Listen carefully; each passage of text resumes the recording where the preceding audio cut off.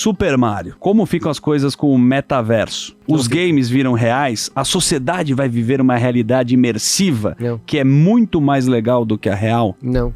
Acho que é tudo bobagem. Sabe o que eu acho que é o metaverso, quando falam no metaverso? O que eu imagino? Eu não imagino você com um bonequinho andando num negócio assim. Eu acho que a gente tem jeitos de interagir com as coisas, nós humanos. Então a gente lia um livro, aí depois veio a televisão. Aí se você lembrar, você lembra a primeira vez que você entrou na internet? Opa, internet de escada. Eu lembro. Eu fui no shopping em Ibirapuera, numa livraria, e paguei lá. Lembro que você tinha que pagar. Opa. E entrei, e eu queria mandar um e-mail pro Jô, porque o Jô tinha e-mail, lembra? Eles eram do pouco de e-mail. Jô@globo.com. Maravilha. Tinha uma coreografia. Que maravilha, sem arroba, tinha um negócio. Isso, eu lembro se era Globo.com, era antes da Globo.com, ainda era Jô alguma coisa. Não sei se era do UOL, mas ele tinha um e-mail. Eu lembro. E eu queria mandar um e-mail, eu não sabia mandar e-mail. Os caras na piscina. E eu não sabia que você tinha que entrar num serviço de e-mail, cadastrar um e-mail. Eu comecei a escrever o e-mail dele no browser, no www. Eu botava lá pra ver se aparecia um texto pra mim. Isso era eu interagindo com a internet. Depois eu aprendi, a internet mudou, a gente interage com as coisas desse jeito. Eu acho que o metaverso vai ser uma forma de interagir com o conteúdo que ainda não existe, ainda não inventaram e não estão inventando. Esse negócio de ficar com o bonequinho, esquece, não é isso, cara. Isso aí já foi,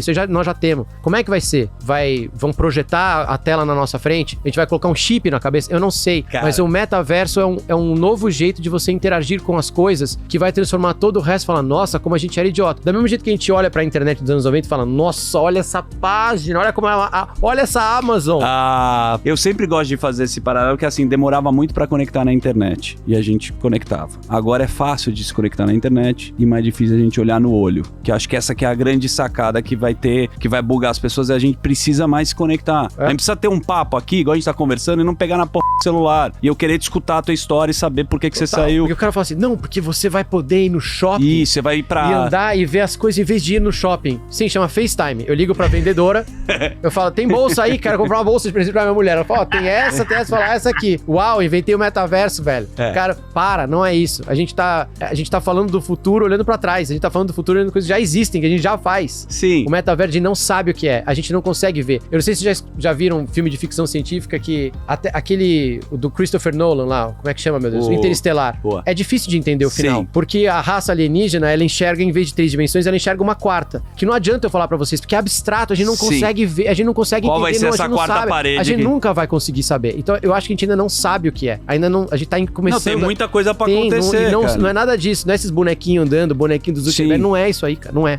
Esse exemplo que você deu foi. É exponencial, vai crescer pra cacete. Tem muita coisa. Até vai no gráfico. Muita coisa. É o próprio FIFA, né? Você viu a evolução do jogador? O bonequinho não vai ser... a gente achava virado. A gente jogava aqui o Goal, que a gente chamava Goal, lembra? Não entendo. Jogava Goal. A gente jogava o Goal e falava, uau, cara, que jogo legal. Fazer o gol do meio de campo, o Goal, pra caramba. Aí tem o FIFA, que se você passar de longe, você não sabe se é um jogo de verdade ou se é o FIFA mesmo. Verdade. Você tá andando no shopping, tá lá na televisão o FIFA, você tem que olhar e falar, o Manchester City tá jogando hoje? Putz, não é, caraca, é o FIFA. Você demora. Vai acontecer alguma coisa, a gente não sabe o que é ainda. Muito obrigado, Alan Ribeiro. João, se minhas informações são vazadas, tem como apagar? Como prosseguir? Interrogação. Basicamente impossível, né? A gente tem até uma frase uma vez na rede, da rede será pra sempre, né? Caiu na rede é peixe, não tem... Muito difícil, porque você tem a replicação dos dados, né? Então cada pessoa que viu aquilo, gravou sem querer, às vezes, só da gente ter recebido no nosso celular ou no nosso computador, tá lá. Se a gente tá vendo na nossa tela, é porque tem bits e bytes gravados no nosso disco, né? Rígido, no nosso SSD. Então, cada nova pessoa que vai recebendo é uma nova cópia, como se fosse um vírus. Ele vai infectando, né? Não da maneira do vírus, mas esse arquivo vai se proliferando. Perfeito. Não tem como. O Bruno Costa, ele é de Mogi das Cruzes, falou o seguinte: caros, essa discussão com relação ao Drex é interessante. Até que ponto é mesmo uma moeda digital válida ou só mais um meio de transferência digital fantasiado de moeda? Um golpe de marketing do Banco Central que não foi fundo no blockchain? Não, é uma moeda. Moeda. Não é um jeito de transferir, muito pelo contrário. A diferença do Pix pro Drex é a diferença do cano pra água. O Pix transfere dinheiro. Tá bom. O Drex é uma moeda, entendeu? Então você poderia fazer, não vai poder, um Pix de tantos Drex, tá? Igual o Sammy falou pra você outro dia. Certinho. Então, essa é a diferença. O Drex é uma moeda, é a grana, é dinheiro. Você pode ter R$1 no papel, pode ter R$1 lá na conta que tá escriturado, ou pode ter R$1 no blockchain. Um Drex no blockchain, tá? Tá certo. Aquilo é uma moeda, é uma grana. É um dinheiro seu, só que tá ali no blockchain, em vez de estar na sua carteira, em vez de estar na conta do banco. Muito bom. Então, Brunão... tem um detalhe. Detalhe. Existe a neutralidade regulatória. É bonito, né? Bonito. Imagina o seguinte, você tá querendo esconder um dinheiro da justiça. Vou tirar da conta, eu ponho no Drex. Não adianta. É tudo visto de um jeito só. Então, não dá pra dar um migué. Não dá migué não. Então, FGC, cara, bloqueio judicial, tudo vai olhar o saldo completo. Não interessa. Vocês têm R$50, 50 Drex, o juiz mandar cancelar 100, vai pegar os dois. Opa! Então tá bom. Então fique esperto. Chris Thompson. De repente me sinto participando de uma obra de ficção. Às vezes distopia, às vezes utopia. Tudo que li sobre o futuro, de repente parece que chegou de uma vez. Carros elétricos, carros voadores, metaverso, inteligência artificial, realidade generativa. Qual é o futuro desse futuro? Ó, o cara filosofou aqui. Filosofou. Um poeta. Poeta. De novo, falamos de tecnologias de hoje. As tecnologias que a gente vai combinar vão criar coisas completamente diferentes. Então, de novo, imagina que tudo que a gente conhece de dado e informação vai estar literalmente treinado no modelo. E você vai conversando. Certo. Né? E como a gente falou, o exemplo do MIT, né, que a gente deu ali dentro, eu vou poder até pensar. Então significa o seguinte, que informação virou uma grande commodity, né, no meio de tudo isso. Se informação virou uma grande commodity, né, e o ser humano trabalha, é um trabalho repetitivo, e depois virou um trabalho repetitivo baseado em informação, tudo isso sumiu. Então a gente vai ter que começar a trazer coisas novas. Então a gente vai ter que olhar, por exemplo, o que está acontecendo em materiais. Então olha lá, grafeno. Puta, grafeno eu consigo construir um monte de coisa. Nanotecnologia, eu consigo fazer materiais que eles se corrige. Quando eu começo a olhar isso, quando eu começo a olhar a inteligência artificial e juntar, cara, a gente consegue praticamente ter um carro voador, né? Vamos pensar num carro voador, por exemplo, que, putz, ele vai de forma autônoma, ele se auto-recarrega, ele se auto-cura e não tá tão longe disso acontecer. Eu acho que a tecnologia é mais fácil do que a barreira política. Perfeito. A barreira política de posso ter um carro voador é mais difícil. Que nem quando a gente fala hoje, sei lá, vamos falar, por exemplo, sobre os cogumelos.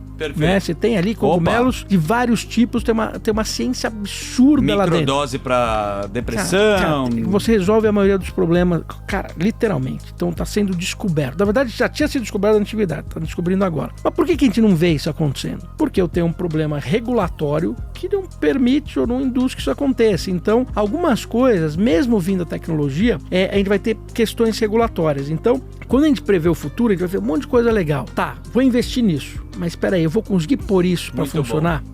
É a burocracia, o interesse político, é dinheiro. Burocracia, interesse político e a nossa capacidade de pensar um negócio novo do que a gente não aprendeu e não conhece e que vai começar a acontecer toda semana. Então é difícil tomar decisão em cima de um carro voador. Muito bom. É difícil tomar decisão em cima, né, de, putz, o meu robô vai operar, a inteligência artificial vai operar um robô e vai fazer minha cirurgia de forma autônoma. Muito bom. É difícil. O Antônio Pimentel, ele falou o seguinte: doutor, eu fiz faculdade, atualmente eu curso pós-graduação e conheço muitas pessoas que usam a inteligência artificial para fazer trabalhos universitários. Esse acesso muito facilitado, ele facilita as respostas e pode gerar profissionais menos qualificados? É uma nova cola, né? Essa forma. Uma ótima pergunta essa. Fenomenal. Obrigado, Antônio Pimentel. Obrigado aí pela pergunta. Essa eu não posso deixar de trazer a resposta clássica do advogado, até porque meu colega, enfim, depende do contexto. Por exemplo, no meu caso... O Zuckerman colou pra caralho na escola. Muito. Por isso que tá aí. Eu leciono direito digital, então eu estimulo o uso de aplicações, né, de ferramentas, né, de inteligências, entre aspas, e dou um outro foco. Então, enquanto alguns, olha, eu não vou aqui permitir ChatGPT, não, eu permito ChatGPT, só que você me traz as incongruências da sua pesquisa e do seu uso. É uma ferramenta.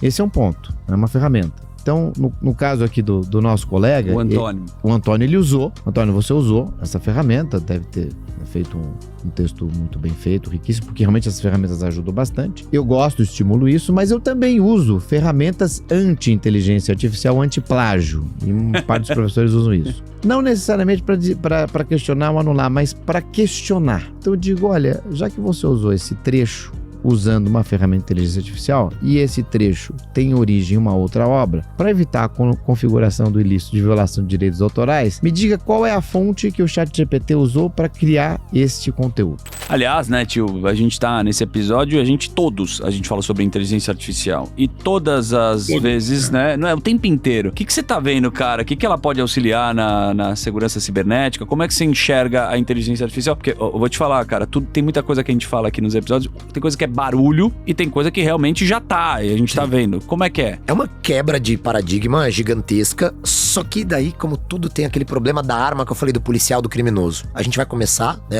nós como sociedade, o mundo, a usar a inteligência artificial pra quê? Imagina uma empresa que tem 5 milhões de ataques mensais. Certo. Você tem gente pra ver cada um. Isso é falso, você quase conseguiu. Nós não temos. Pô, imagina, a inteligência artificial, ela consegue processar esses 5 milhões de ataques no mesmo dia. E te dá um parecer muito legal. Então ela consegue, vai nos ajudar a automatizar a segurança. Porém, do lado de lá, o atacante vai usar ela também pra melhorar o próprio ataque. Imagina a quantidade de ataques que o cara consegue fazer. Exatamente. Lembra quando a gente sempre foi falado, olha, leia o e-mail, se tiver erro ortográfico, é engenharia social. Agora os e-mails vão ser bem mais escritos que do próprio banco. Com a inteligência artificial, você vai criar uma nova etapa dos dois lados, da proteção e do ataque. Então, no fim, aquela corrida de gato e rato, correndo atrás do rabo, assim, em círculo, é complicado. Nossa. Não, até o mais impressionante, quando os caras te ligam da cadeia, se passando por uma mulher, a mulher fala melhor do que eu, porra. A mulher da cadeia, o cara tá na cadeia, fala melhor do que eu. Eu fico impressionado. Ou seja, as pessoas no final do dia estão ficando um chat GPT. E você vê, antigamente era tipo fundo de garagem, esses golpes. Hoje, você vê quando a polícia estoura a porta, é call center, né? Tem telefoninho, computador. Você tá falando um telemarketing. Condicionado, pô.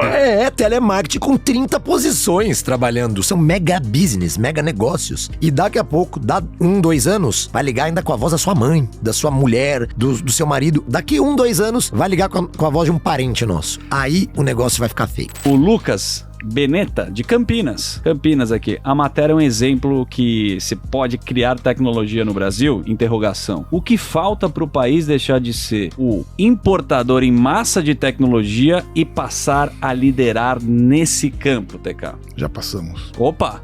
Já passamos, cara. Quebramos a arrebentação. Já, tem, não só da matéria, vou citar outro caso, a Pismo, que era uma concorrente nossa, mas não é porque é concorrente que eu não vou respeitar. A Visa comprou $1 bilhão.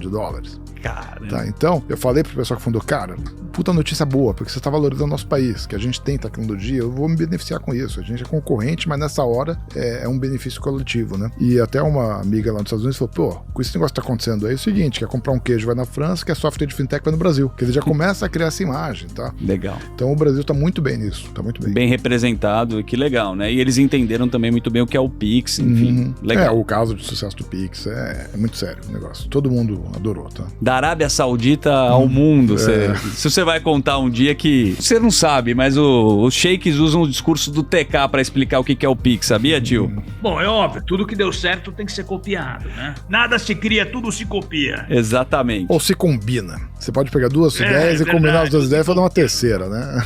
Lucas Figueiredo, boa noite a todos. A entrevista foi fenomenal, me emocionei aqui e aprendi demais. Recentemente, um grupo de milionários, com Elon Musk incluso, fez um apelo para acessarem momentaneamente o estudo da inteligência artificial. Isso foi uma carta, né? Uma carta aberta, depois o Elon Musk já fez a dele.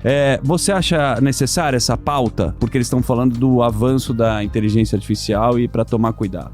Existem vários estudiosos, especialistas, cientistas, empresários, inclusive nesse documento aí foram centenas deles que assinaram, trazendo essa questão. Não sei se existe a possibilidade de parar esses experimentos, acho que não, mas existe a possibilidade de se regular isso. Então, acho que o ponto deveria ser outro. Olha, parar não dá mais, mas vamos regular o mais rápido possível, estimular o desenvolvimento dessa legislação, dessa regulação. Mas é algo que me chama muito a atenção, me preocupa porque são muitas pessoas de gabarito. Exato. Preocupadas com essas circunstâncias muitas vezes imprevisíveis. Os próprios criadores, inclusive, né?